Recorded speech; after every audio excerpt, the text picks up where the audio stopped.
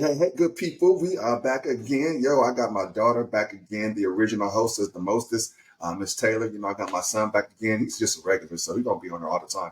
So I got my son, JC. But hey, man, today we are going to talk about something that just took place last Wednesday, and that is the election, the aftermath of the election, how it has affected different people. And I got to put this disclaimer out there.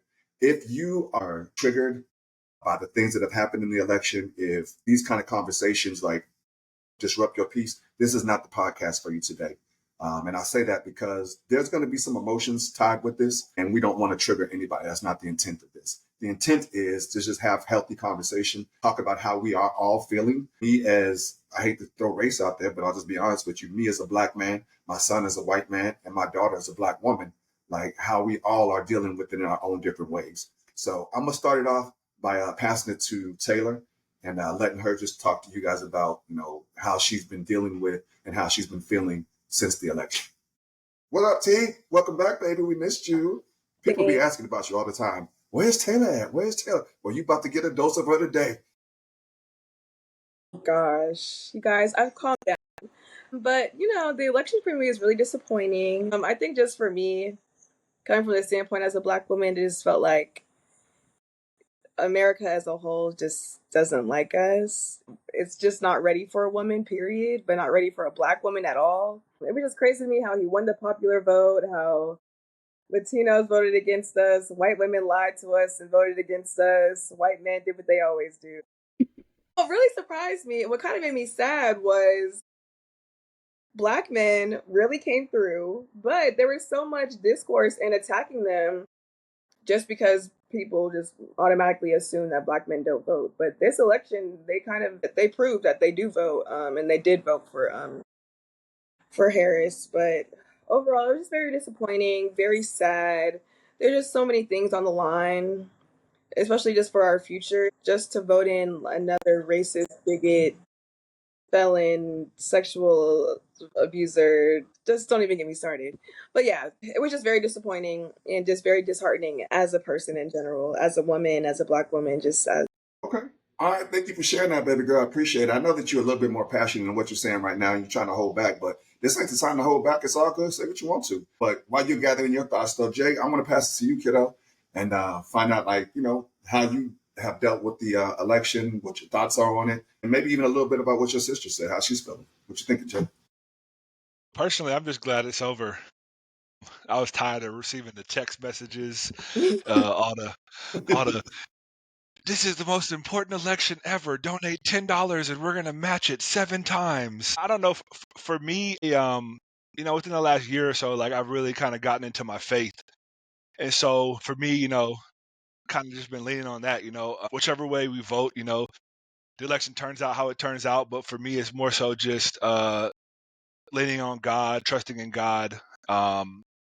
And just praying for whoever's in charge to just lead us in the best way possible. It was interesting. Me and Adrena didn't make it to church this weekend, but we watched church online, and our pastor, he's very big on, he doesn't care what your political affiliation is. He's like, you just need to love people, pray for people. And he was like, you got one vote.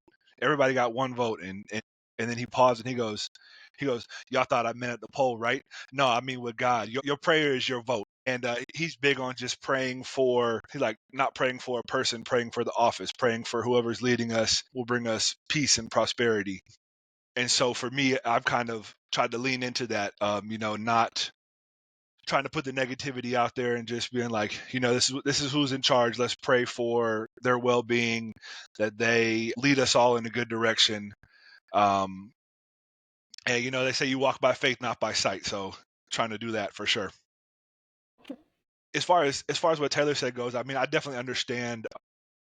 I can understand, anybody feeling those things. I think any time that something of this nature, like a presidential election, is something that's really big, and it seems like the issues have been amplified over the last few elections. I can understand how, you have very big emotions that are tied to it. I think one thing that I've taken away from this as well is trying to understand, different people have different values. They place importance on different things, and just trying to get to understand different people and what those values are, and just recognizing like, just because somebody ranks their values in a different order doesn't necessarily mean that they're a horrible person. So that's kind of where I am. What about you, Pops? I'm sorry, Taylor, like you Well, wanted to say Taylor has something. something to say. Well, not necessarily, because I agree and then I disagree, because at first I was like, Latinos, what the H?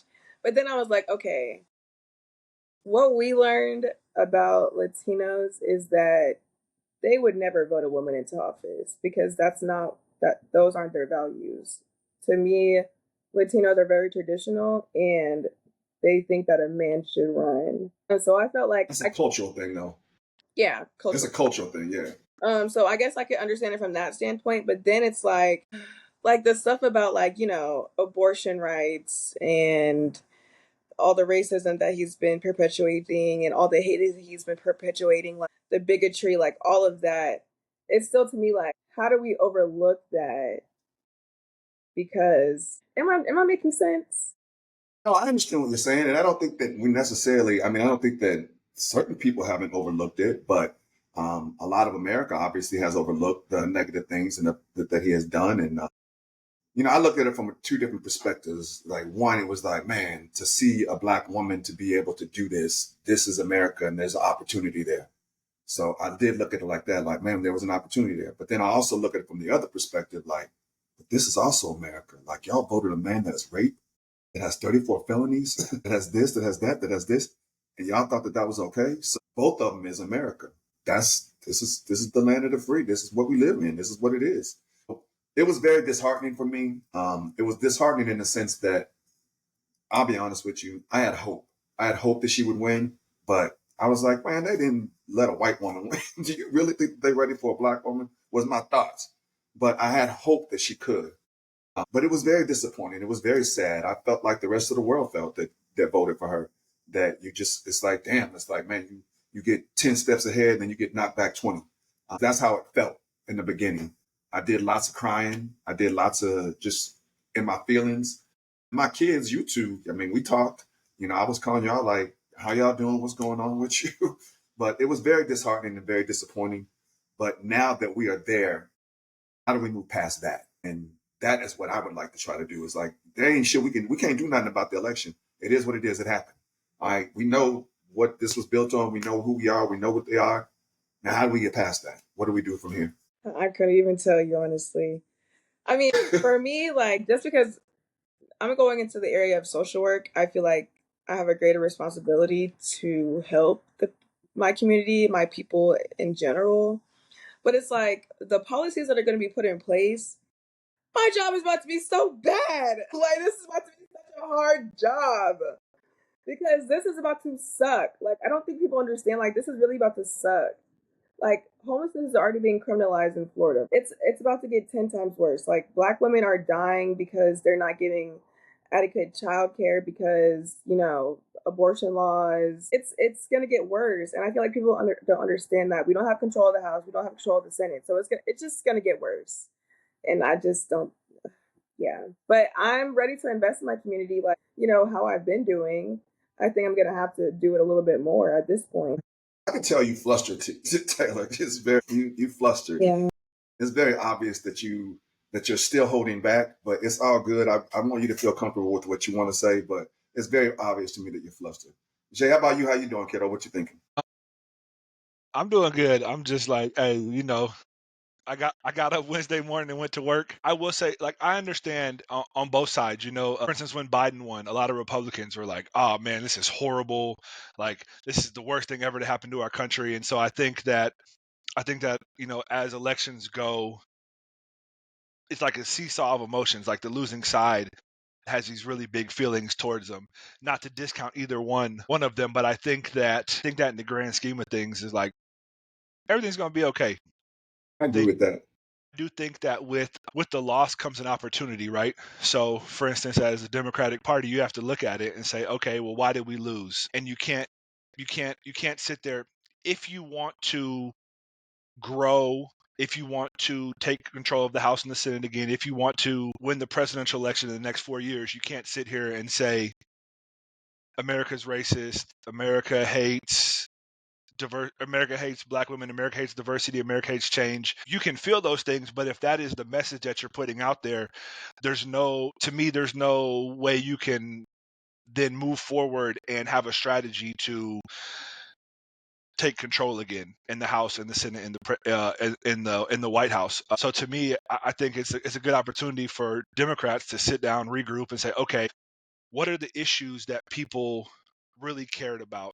Where did we miss the mark on communicating our plan to address those issues to people? And then 2 years from now, 4 years from now, let's do a better job of communicating that message so that we can get people on board, and we can win the seats necessary. No, I agree 1,000% with you, man. And that's a great perspective. But I just think that right now, that man, it just happened a week ago. You know what I For mean? sure. So everybody's still like amped up. But I'm definitely more on that side where Jay is talking about, like, yo, we gotta eventually come together and figure this shit out. Like it happened for a reason. We can keep pointing the finger at everybody. Oh, the black people, oh, the Latinos, oh, this person. We as America didn't do what we were supposed to do. We didn't. And when we say that, we can start to come together and like figure this shit out. But we got to figure it out some way or another.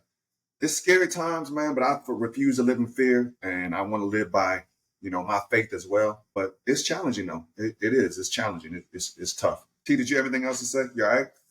I don't know. I don't know if I necessarily agree or disagree. But Well, while you're pondering on it, Pops, me and you talked Wednesday afterwards, and I feel like we had a pretty good talk. Coming out of our conversation, what are some things that you took away, and how did your feelings or thoughts change after that? After our conversation, you made me realize that they're both extremes. Like, you got this far left extreme, this far right extreme, and everybody thinks that their opinions are correct. Everybody thinks that they're right. Everybody thinks that they're like, oh, these people are crazy. And so it made me think like, damn, that is correct. I got to start changing my mindset, because if I'm continually just being like, oh, they're crazy, they're crazy, they're crazy, we're never going to come to a solution.